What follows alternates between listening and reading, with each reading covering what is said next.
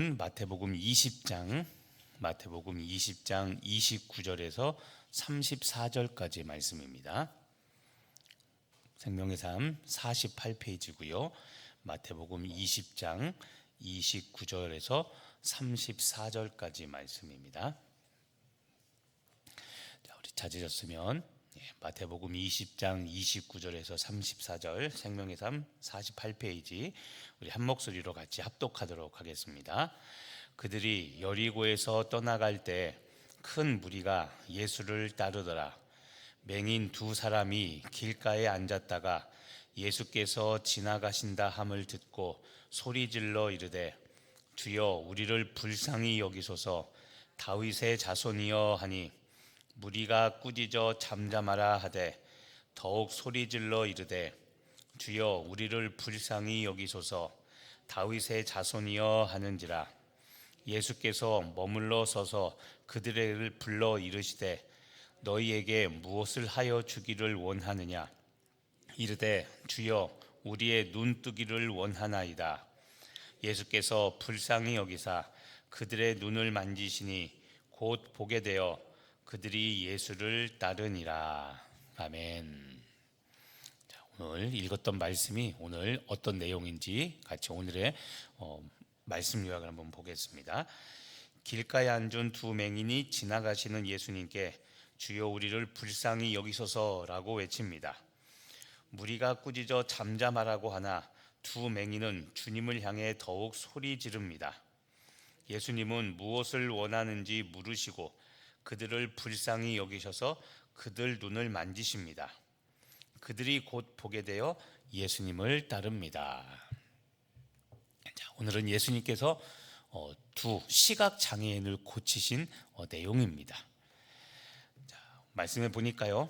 30절 보면 맹인 두 사람이 예수님께서 지나간다는 소식을 듣고서 어떻게 행동하는가. 자, 30절에 보니까 첫 번째 소리 지릅니다. 소리를 질러 이르되 주여 우리를 불쌍히 여기소서 다윗의 자손이여 라고 이야기를 합니다. 주목할 게 소리를 질렀다는 겁니다. 예수님이 지나가신다는 소식을 듣고 두 시각 장애인이 소리를 지릅니다. 자, 시각 장애인이니까 본인들이 지나가시는 예수님을 붙잡거나 스스로 할 수 있는 일이 없죠. 그러니까 예수님이 지나가신다는 얘기를 듣고 할 수 있는 일은 소리 질러 예수님이 그들을 보게 만드는 겁니다. 그래서 소리를 질렀습니다. 자, 소리를 지르면서 했던 말이 뭐냐면 주여 우리를 불쌍히 여기소서.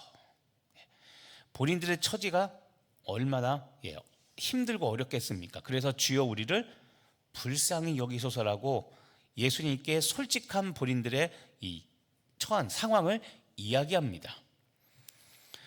또 주목할 것은 다윗의 자손이여라는 이 단어입니다. 자, 성경에서 다윗의 자손이라는 이 표현은 항상 메시아를 상징합니다. 메시아.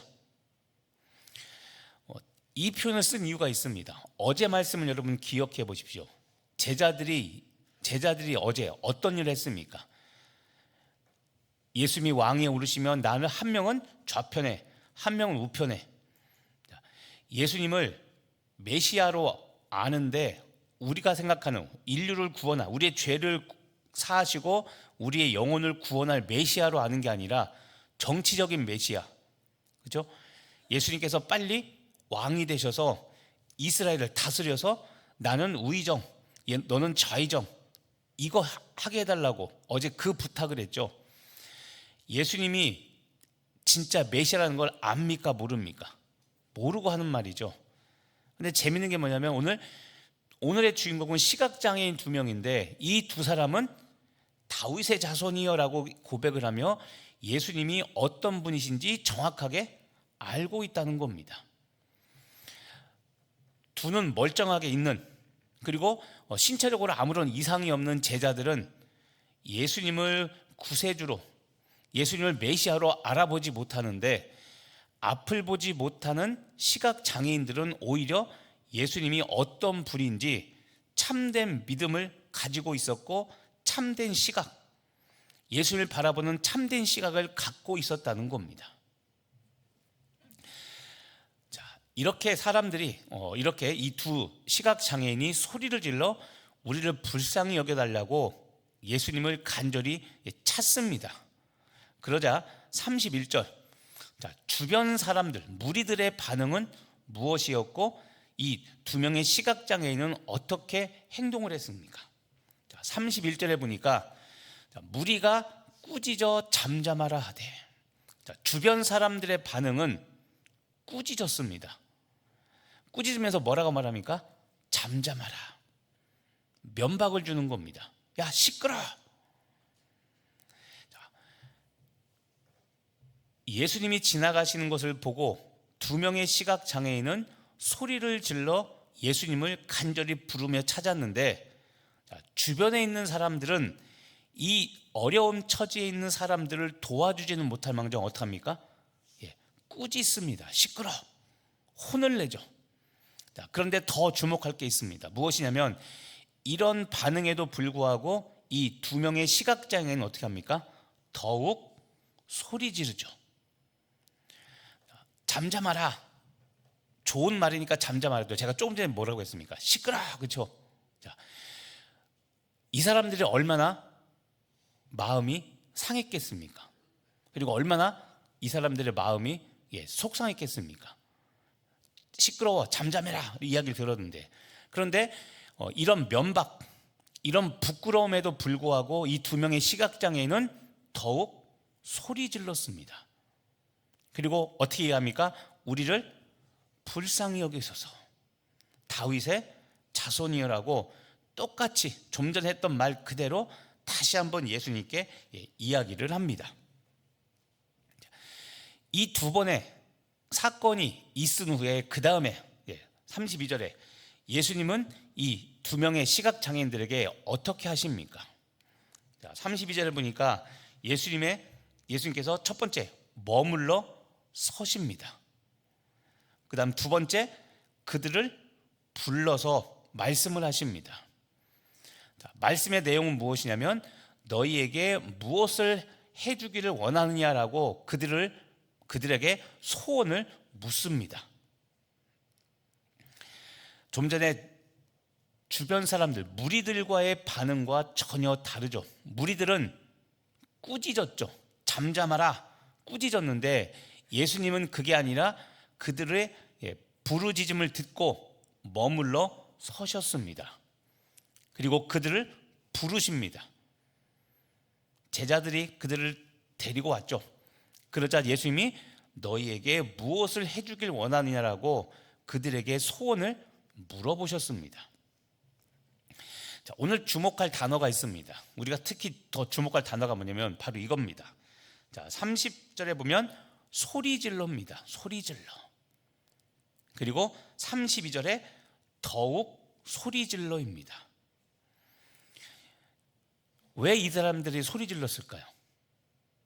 자기들이 앞을 보지 못하는, 그리고 앞을 보고자 하는 간절한 소원이 있었기 때문에 그렇죠. 자, 병고침에 대한 간절함입니다. 소리 지르고 또 꾸짖음을 당했는데도 불구하고 더욱 소리 질렀던 것은 병고침에 대한 간절함입니다.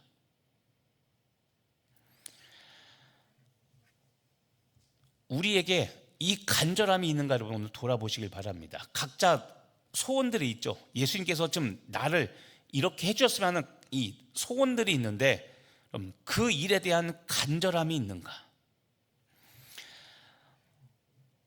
또한 우리가 주목할 것은 아까 말한 주변 사람들, 무리들은 이 사람들에 대해, 이 간절함을 가진 사람들에 대하여 꾸짖습니다. 꾸짖어 잠잠하라. 여러분, 이 꾸짖음은 사회적 약자에 대한 무시입니다. 멸시죠. 멸시함을 당했는데, 그랬는데 이들의 반응이 무엇이었습니까? 더욱 소리 질러며 우리를 불쌍히 여겨주셔서. 자, 무시당하고 멸시당했습니다. 기분이 좋지 않죠. 자, 그런데 이들의 반응이 무엇입니까? 무시당했고 멸시당했다고 해서 멈춘 것이 아니라 무시해도 멈추지 않고 오히려 더 강력하게 소리를 질렀죠. 왜 더 소리 지릅니까? 절박함 때문이죠. 역시 간절함. 우리가 이거를 오늘 주목해야 됩니다. 오늘 이 시각 장애인으로부터 우리가 배워야 될 것은 자신들이 겪고 있는 문제에 대한 간절함, 절박함입니다. 그래서 소리 지르고 꾸짖음을 들었음에도 불구하고 더욱 소리 지르며 자신들이 어떻게 할 수 없는, 자기 힘으로 할 수 없는 이 문제에 대해서 예수님만 해결할 수 있다는 이 믿음을 가지고 간절함, 절박함을 가지고 예수님께 나아갔던 이들의 마음을 우리가 오늘 배워야 됩니다. 자, 다시 한번 보시면요, 이 부르짖음에 대한, 이들의 이 간절한 부르짖음에 대한 예수님의 반응입니다. 자, 예수께서 머물러 서서, 자, 예수님께서 어떻게 하셨습니까? 머무셨습니다. 아까 보면 지나가셨죠. 29절에 보면 여리고를 떠나서 지나가고, 예수님과 제자들이 지나가고 있었는데 그 지나가던 예수님을 멈춰 서게 했습니다. 간절함, 절박함이 지나가시던 예수님을 머물게 했습니다. 그 다음 두 번째가 뭡니까? 그들을 불러 이르시되. 자, 시각장애인 2명을 부르십니다. 데리고 와라, 부르십니다. 왜 부르십니까?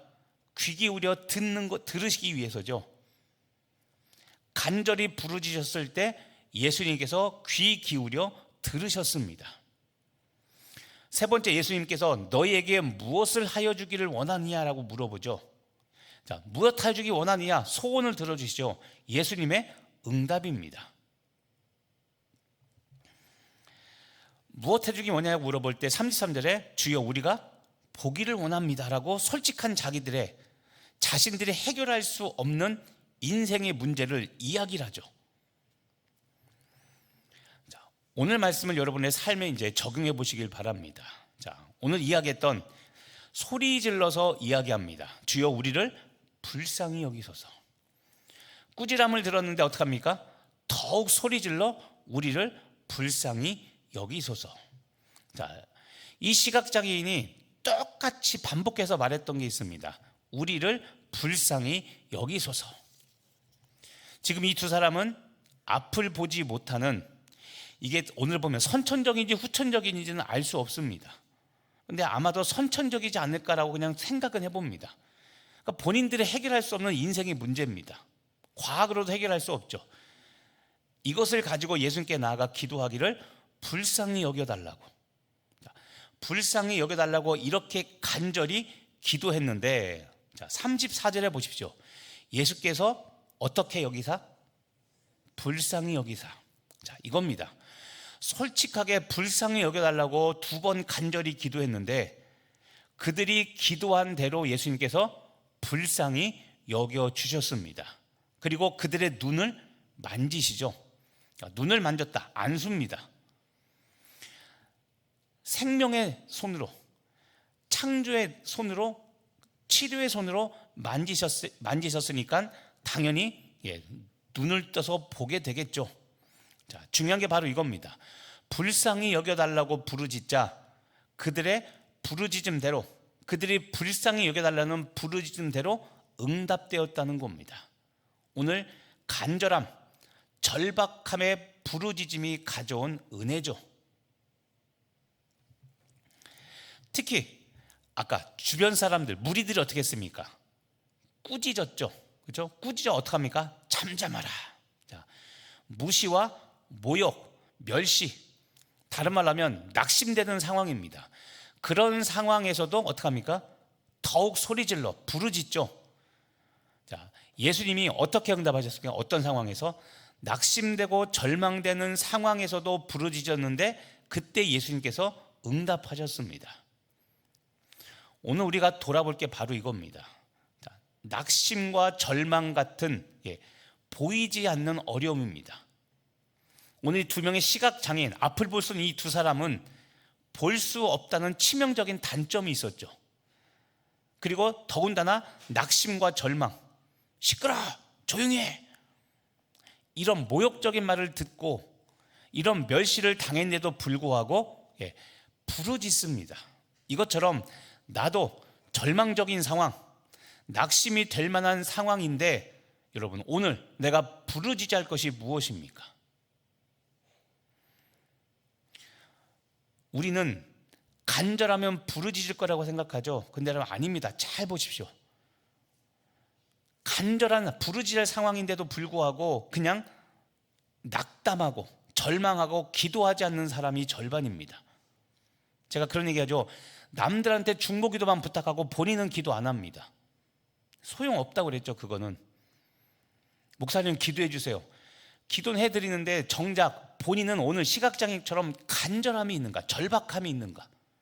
그렇게 되겠죠. 주여 우리를 불쌍히 여겨주셔서 지금 낙심되고 절망한 내 상황을 주님께 아뢰며 예수님의 도우심, 예수님의 관심, 예수님의 만지심이 있도록 간절히 부르짖어야 되는데, 자, 이런 어렵고 낙심된 상황에서도 내가 부르짖고 있는가? 이렇게 했을 때 마지막 결과가 무엇입니까? 34절, 곧 보게 되어 그들이 예수를 따르니라. 자, 보게 되었죠. 그런데 여러분, 저는 이거보다도 이것을 더 주목하라고 말씀하고 있습니다. 보게 된 것도 큰 응답인데, 자, 보게 된 다음에 이 사람들이 어떻게 했습니까? 예수를 따르니라. 자, 아까도 얘기했지만 선천적인지 후천적인지는 모르겠으나, 자, 이들은 어쨌든 앞을 보지 못했습니다. 그런데 고침받아 응답받아서 앞을 보게 되었습니다. 그러면 그동안 가보지 못한 곳이 얼마나 많았을까요? 그렇죠? 여기저기 다녀보고 자유를 누리고 싶을 텐데 지금 여기저기 보러 다니지 않고 어떡합니까? 누구를 따라갑니까? 예수를 따라갑니다. 보게 되었을 때 곧바로 예수님을 따른 이 시각장애인들의 여러분 모습을 보시길 바랍니다. 묵상을 하면서 저도 봤을 때 곧 보게 돼요. 자, 눈 떴잖아요. 보게 됐잖아요. 그러면 야, 오늘 관광 가자. 우리가 말로만 듣던 어디 놀러 가자. 여기저기 가봤을 텐데 그러지 않고 이제 예수님을 따라갑니다. 다른 말로 하면 이런 겁니다. 여기저기 다니고 싶은 이 자유를 포기하고 응답이 되자마자 어떡합니까? 먼저 예수님을 따르는 권리 포기의 삶을 살아가죠. 오늘 우리가 배워야 될 모습 중에 하나입니다. 소원 성취되고 나니까 마음이 달라집니다. 예를 들어서 가족 문제, 사업 문제 막 정말 너무나 중요한 문제가 있습니다. 간절히 기도했습니다. 기도하면서 하나님 앞으로 기도하며 살겠습니다. 앞으로 순종하며 살겠습니다. 자, 응답되고 나니까 그날부터 기도 또 끊죠. 오랜만에 다 두 다리 쭉 뻗고 자자. 이게 우리들의 이기적인 마음인 겁니다. 그런데 오늘 시각장애인들은 응답이 되자 보게 되었을 때 어떡합니까? 여기저기 가보고 싶은 곳을 다니는 게 아니라 예수님을 따라갑니다. 오늘 말씀을 정리하며, 자, 나에게 이런 간절함이 있는가? 아까 얘기했죠. 모욕과 수치를 당해도 더욱 소리 지르는, 불쌍히 여겨달라고 간절히 기도하는 이 간절함이 나에게 있는가? 그리고 응답되었을 때 내가 어떻게 행동할 것인가? 오늘 이 시각장애인들처럼 자신의 인생의 문제를 해결시켜 주신 예수님을 따르는 권리포기의 삶을 살아가는 여러분 되시기를 예수님의 이름으로 축복하며 기도합니다. 기도하겠습니다. 하나님, 오늘 두 명의 시각장애인을 보게 됩니다. 예수님이 지나가신다는 이 소식을 듣고 간절히 부르짖습니다. 소리질러 우리를 불쌍히 여겨달라고 예수님께 간절히 기도했습니다. 주변 사람들은 조용히 하라고, 시끄럽다고, 그들에게 꾸중을 하고 그들에게 타박과 면박을 주며 하나님, 그들의 마음이 상하게 되었는데 그럼에도 불구하고 더욱 소리질러 우리를 불쌍히 여겨달라고 예수님께 기도합니다. 하나님, 우리 안에 이 간절함, 이 절박함이 있는가 돌아봅니다. 절박한 문제이고 심각한 문제인데 문제는 우리가 그 심각함을 깨닫지 못하고 주님께 부르짖지도 않고 더욱 간절히 소리 지르지도 않고 그냥 그렇게 하루를 살아가고 있는 것은 아닌가? 오늘 우리 안에 이 절박함, 이 간절함, 구원자 예수님에 대한 간절함이 우리 안에 있게 하여 주옵소서. 오늘도 우리를 불쌍히 여겨주시사 하나님, 하나님의 긍휼을 입어 오늘 우리가 불쌍히 여김 받아 문제가 해결되는 역사가 있게 하여 주옵소서. 문제가 해결된 이후에 보게 되었을 때 예수를 따르는 이 시각 장애인들처럼 우리들도 하나님 예수님의 마음을 본받아 예수님과 함께 그 십자가 길을 따르는 믿음의 성도, 믿음의 가정, 믿음의 교회 되게 하여 주옵소서. 예수님을 위하여 권리를 포기하고 기꺼이 따르는 제자의 삶을 살게 될 줄 믿고 감사드리며 예수님의 이름으로 기도합니다.